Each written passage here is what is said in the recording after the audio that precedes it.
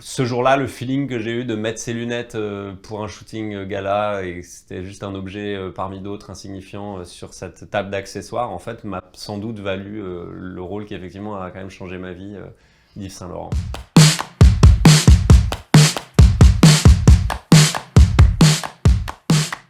Bah, ça a été mon premier coup de foudre avec ce métier, quoi. C'était une sensation très enfantine, la continuation de ce plaisir qu'on a dans la cour de récréation à s'imaginer des trucs, à jouer des choses de façon insouciante. Et là, d'un coup, avec la dimension d'un plateau de cinéma, ça a presque décuplé ce bonheur-là, quoi, ce plaisir-là très simple d'imaginaire, d'imagination, mais une fois qu'il y avait les décors, les figurants, les costumes, c'était la révélation pour moi de me dire ok, je suis à l'endroit que j'aime, je veux faire ça de ma vie et je veux que ce soit toute ma vie, quoi. Je me suis senti chanceux parce le réalisateur me proposait un personnage alors que j'étais jeune, j'ai même pas fait de casting, il me proposait un personnage où il y avait du burlesque, où il y avait des dialogues drôles, des moments plus émouvants, un petit côté nouvelle vague dans le film aussi. Enfin, c'était déjà assez riche comme personnage, donc je sais même pas quel âge j'avais, mais qu'on me propose ça, je l'ai vécu comme une grande chance. Est-ce que tu as l'habitude de revoir ce film-là? Non, je découvre les films à l'avant-première ou quand le réalisateur nous propose de voir les films quand ils sont en fin de montage ou quoi, mais sinon je regarde jamais mes films. J'ai eu un coup de fil de Jalil Lesper, le réalisateur. Il m'a proposé d'aller boire une bière, je savais pas du tout de quoi il allait me parler. J'ai quel âge j'avais 20 ans, quoi, peut-être 21 ans. Non, bah au moins 21 parce que j'étais déjà à la Comédie Française. Et je suis sorti d'une répétition de la Comédie Française, je suis allé boire une bière avec lui. Il m'a dit je t'ai vu dans un shooting gala, et il se trouve que j'avais fait un shooting pour gala. Et il y avait plein d'accessoires, et à un moment j'avais mis des lunettes comme ça, des lunettes noires pour une des photos en disant ah j'aime bien ces lunettes, ah bon ouais tu veux les mettre, t'es sûr, ouais j'aime bien et tout, ça peut être pas mal comme look, on faisait plein de looks différents. Et Jalil me dit écoute je t'ai vu jouer un petit peu dans des films, mais surtout je t'ai vu avec cette paire de lunettes dans Gala, dans ce magazine, je suis tombé là-dessus et je me suis dit que tu pourrais faire un Yves Saint Laurent parce que je prépare un film sur Yves Saint Laurent. Et du coup, j'étais un peu estomaqué d'un rôle aussi dingue. Et il me dit juste, si ça te va, on fait juste des essais costumes, maquillage un petit peu. Voilà, il y a les photos, elles sont sur Internet d'ailleurs. Et on a fait ces premiers essais un peu plus poussés, mais ce jour-là, le feeling que j'ai eu de mettre ces lunettes pour un shooting gala et que c'était juste un objet parmi d'autres insignifiant sur cette table d'accessoires, en fait, m'a sans doute valu le rôle qui effectivement a quand même changé ma vie d'Yves Saint Laurent. Ça a été quoi le défi le plus important à relever pour devenir Yves Saint Laurent? La voix, peut-être, le travail sur la voix. En tout cas, moi, ça a été vraiment le déclic pour rentrer dans le personnage. C'était d'écouter des heures et des heures d'archives et comprendre l'endroit de sa voix. C'est-à-dire à quel point c'était un mélange de timidité, en même temps quelque chose qu'il utilisait comme une arme pour qu'on l'écoute, je pense. Et il y a d'ailleurs le personnage de Cocteau à un moment dans le film qui dit faites bien attention aux timides, ce sont eux qui dirigent le monde. Et cette histoire de timidité et de force en même temps dans la timidité, ça passait beaucoup par la voix pour moi. Et donc une fois que j'avais trouvé la voix, c'était peut-être le plus difficile, mais c'était la meilleure porte d'entrée pour moi. Il y a eu un moment que j'oublierai jamais, c'était un moment où on refaisait un grand défilé très important d'une collection d'Yves Saint Laurent. Et il y avait beaucoup de figurants, c'était magnifique dans un immense palace. Et donc il y avait je sais plus comment t'appelles ça, quoi, le truc pour défiler. Tout à fait, un podium. C'est fou que ce mot, je l'ai oublié. Un podium. Et moi, j'étais en coulisses et Jalil avait demandé à ce qu'on me prépare. J'étais avec un peu des prothèses c'était une période un peu plus âgée d'Yves Saint Laurent, donc la clope, les lunettes, des prothèses et tout. Et il m'avait obligé à rester en coulisses et jamais venir saluer jusqu'au moment où on a tourné, quoi. On n'a pas répété, tous les 200 figurants n'ont jamais vu en Yves Saint Laurent. Et c'est le jour où, comme par hasard, Pierre Berger a choisi de venir voir une séquence qu'on tourne. En plus, il avait prêté des robes magnifiques qui étaient sorties du musée exprès pour la séquence. Et donc la communion de tous ces trucs-là, et le moment où il y a la musique, je crois que c'est de Mozart, et je viens saluer, comme dans les archives que j'ai vues d'Yves Saint Laurent, et j'arrive, et les figurants, ça faisait déjà 8 heures qu'ils étaient là, découvrent enfin le créateur de mode fictionnel. Mais il y a vraiment Pierre Berger, c'est les vraies robes. Il y a eu un espèce de moment de grâce, je trouve, assez dingue. Et en tout cas, pour moi, c'est un grand souvenir d'un coup d'être apparu aux yeux du public alors que j'avais été caché toute la journée. Et ça, c'était un vrai moment de grâce dont je me rappellerai.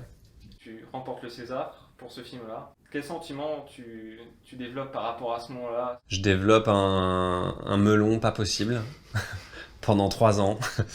Un gros boulard. Sur l'instant, je suis vraiment estomaqué, d'autant que la même année, il y avait Gaspard Ulliel qui était nommé pour le même personnage, donc je me disais vraiment, aucun de nous deux aura ça, les gens vont pas trancher entre... Enfin, instinctivement, je me disais, c'est pas la bonne année, voilà, donc je suis d'autant plus réellement, honnêtement, surpris. Je vis ça un peu comme un espèce de rêve, les rêves éveillés, les quelques minutes derrière ce podium à recevoir le prix par Kristen Stewart et Juliette Binoche. Et puis après, comment je l'ai vécu dans ma vie? Bah, en fait, j'ai assez vite relativisé. Bon, déjà, je suis allé aux États-Unis le lendemain parce que je devais rejoindre un auteur là-bas, bref. Et fort de mon succès français, j'étais à une Oscar party, enfin pré-Oscar party, où personne ne me connaissait, personne ne me parlait, les gens tout le monde s'en battait les couilles. Donc ça te remet bien les idées en place de te dire, ok, bon, c'est en France, et puis c'est valable 1 an, le César, après c'est un autre gars. Donc c'est bien, ça fait relativiser, et puis c'est hyper agréable d'être récompensé, mais bon, faut pas faire le métier pour ça, quoi. Enfin, le métier, on le fait pour le public, quoi. Peur, il était assez speed, assez nerveux et tout. J'étais pas très loin de ce que je peux être moi parfois dans la vie. Donc je me suis projeté et amusé assez facilement avec ça. Scénario, on a être interrogé par le professeur. Riley, tu veux bien te présenter en quelques mots? On ne va pas faire ça! Elle va nous interroger! Avec de l'autodérision aussi. Et puis c'est quand même assez éclatant à faire. Le seul truc dommage, c'est qu'on peut pas enregistrer en même temps que les autres acteurs. C'est-à-dire, on fait un par un pour que ce soit bien propre, les bandes et tout. Malheureusement, ça, c'est le truc que je regrette, c'est de pas pouvoir le faire avec les autres, parce que du coup, t'es un peu tout seul derrière une barre, dans un studio. Il y a plein de moments d'amusement, mais c'est quand même pour ça que je fais ce métier, c'est se renvoyer la balle avec quelqu'un, surtout en comédie, c'est génial. Donc voilà. Mais moi, j'avais la chance, dans les 2 cas, d'être le dernier à enregistrer, donc j'avais quand même la voix des autres. Et c'était pas en direct, mais les Français avaient déjà fait leur voix. Donc voilà. Et puis j'ai fait aussi un autre personnage de doublage pour Croman, ouais. C'était super, c'est le même studio qui fait Voilà, c'est Gros Mythe, avec lequel j'ai grandi aussi, donc c'était un peu une consécration pour l'enfant que j'étais. Dès que j'écris quelque chose, je m'en remets aux règles de Pixar. Il y a des règles assez connues qu'ils ont éditées sur la construction des récits et des personnages, qui sont très bonnes. Preuve en est que tous les Pixar sont des chefs-d'œuvre quasiment. Même les suites, et ça c'est fort. Je pense à Toy Story notamment. C'est vraiment les premiers films que je vais montrer à mes enfants. Toy Story m'a tellement fait rêver, Up m'a tellement fait rêver, et puis je trouve que les sujets abordés dans Vice Versa par exemple, c'est des sujets assez métaphysiques et en même temps scientifiques aussi, quand même, sur le cerveau et tout. Je trouve ça absolument brillant. J'ai rarement autant ri de toute ma vie, quoi. Genre, c'était que des fous rires tous les jours. J'ai reconnu ça un peu sur La Flamme, mais j'avais que 2 jours avec Jonathan Cohen, le programme qu'il a fait pour Canal+. On était épuisés de rire, quoi. C'est-à-dire vraiment, des fois, il fallait faire des siestes pour juste reposer nos abdos et repartir, quoi. Et ouais, je sais même pas quoi citer. Il y en a eu 1000 des fous rires où on a foutu en l'air des journées parce qu'on n'arrivait pas à passer une réplique, quoi. Pas un mot aux autres, ça reste entre nous, pas de gaffe.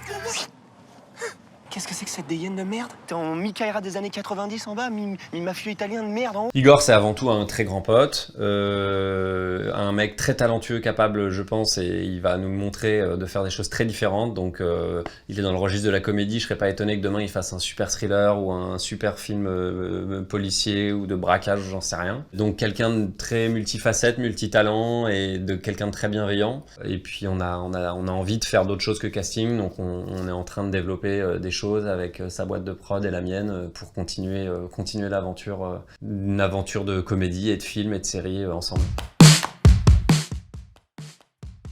François Ozon m'a appelé. Ça a commencé par des excuses parce qu'on s'était un peu embrouillé dans une soirée en Italie. Et ensuite, il m'a proposé ce film, donc on a remis un peu les compteurs à zéro et puis j'ai lu. En me disant ouais, et puis j'ai lu et c'était génial, j'ai trouvé ça hyper fort, intemporel, c'est un de mes films préférés de ma filmo, donc j'ai bien fait de surtout pas être rancunier et de dire oui. Et du coup on s'est vu et puis très vite on m'a essayé des moustaches et puis on était parti. Et puis la veille du tournage il m'a dit en fait le film sera en noir et blanc, il avait décidé ça comme ça dans la nuit. Donc c'était génial, c'est vraiment un film que j'adore. Franz Aus Frankreich. Oui. Pensez à lui toujours. Déjà, moi, j'ai bien aimé apprendre l'allemand. Je vais apprendre des séquences en allemand. J'ai bien aimé ça. J'arrivais à trouver une cohérence dans des mots très longs qui n'en finissaient pas, mais j'arrivais quand même à me repérer à peu près. Donc, j'ai bien aimé jouer en allemand. Ensuite, Paula, elle parle aussi français très bien, donc c'était pas un problème. Et il y a des langues plus ou moins agréables, je pense, à jouer, mais je trouve que l'anglais, c'est très permissif, c'est très agréable. Ça draine une culture américaine et anglo-saxonne qui est une culture du jeu, presque outrancier parfois, donc c'est très ludique, très permissif. L'allemand, c'est plus proche du français en fait, et j'ai trouvé dans les rythmiques et dans la logique de la langue. Mais j'ai bien aimé ça. Et puis Paula, c'est je pense l'actrice la plus talentueuse que j'ai jamais vue de ma vie, donc c'était agréable de lui donner la réplique, peu importe la langue, c'était dingue. Dans ce film-là, il y a un thème qui revient parfois dans ta carrière, c'est celui du mensonge et de la dualité. C'est un thème qui te touche naturellement. Ouais, je pense pas du tout être menteur dans la vie, mais je trouve que les faux semblants, dire autre chose que ce qu'on fait, faire autre chose que ce qu'on dit, au cinéma, à l'écran, c'est quelque chose d'assez passionnant. Il y a beaucoup de films comme ça, moi je suis un fan du talentueux Monsieur Ripley, puis vouloir être autre chose que ce qu'on est, bon c'est un peu mon métier aussi, mais donc se raconter autre chose, faire croire autre chose, tout ça c'est très en lien avec le métier d'acteur aussi je crois, mais... Ouais, je trouve que quand c'est bien mis en scène, comme dans le travail de Yann Gozlan notamment, avec qui j'ai fait 2 films, je trouve ça toujours assez intéressant. Ouais. C'est une prépa qui m'a évidemment marqué.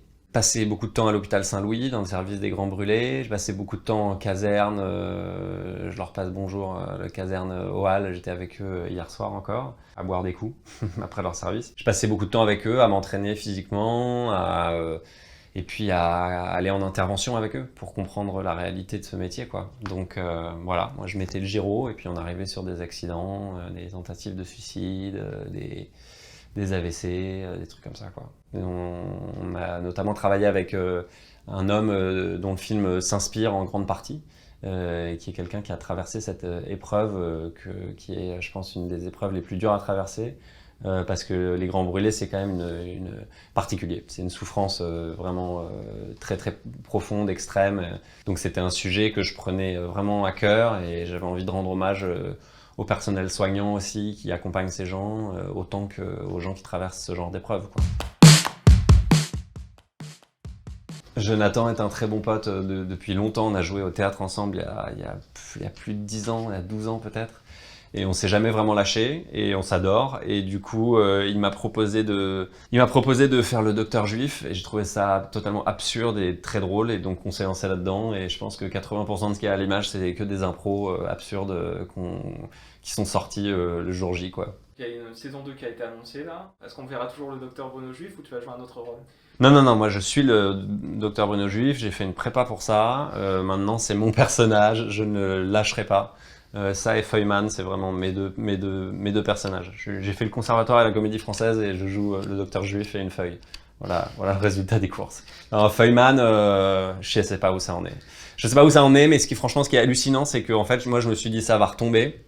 On a eu des propositions de plateformes et de chaînes et tout.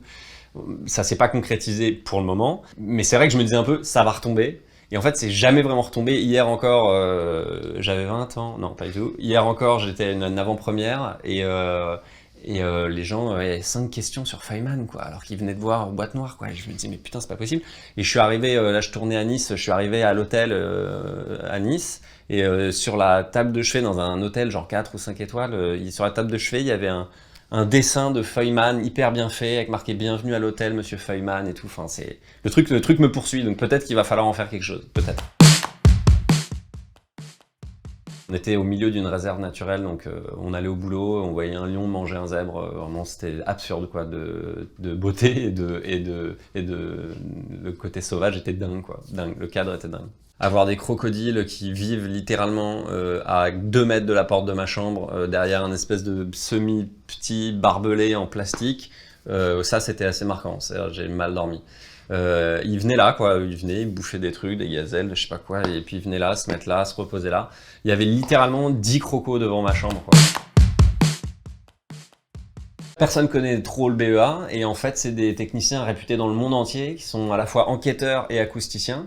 Et en fait, ce qui est assez choquant, c'est qu'on a tous des fantasmes autour des boîtes noires, mais en fait, on ne sait pas ce que c'est. Bah, déjà, c'est orange. On découvre dans le film comment on ouvre une boîte noire, comment on essaie d'en sortir cette petite carte mémoire avec les dernières paroles des pilotes pour essayer de comprendre qu'est-ce qui s'est passé avant un crash. Et ce que j'ai découvert, c'est surtout que c'était un métier très solitaire, un peu geek, et en même temps avec qui peut paraître un peu comme ça, les mecs ils ont des badges, ils boivent des cafés, ils rentrent dans leur truc, ils mettent un casque, ils écoutent des trucs, ils tapotent sur l'ordi, et en fait sur leurs épaules il y a quand même des milliards d'euros en jeu, des enjeux internationaux énormes entre les compagnies aériennes, les assurances, les constructeurs des avions et les familles endeuillées qui attendent des explications sur la mort de leurs proches, de leurs filles, de leur père, de leur mère. Donc sur leurs épaules, dans ces écoutes-là, en fait, il se joue un truc énorme, et c'est ce que raconte le film, quoi. C'est la pression qui va venir écraser peu à peu ce jeune enquêteur.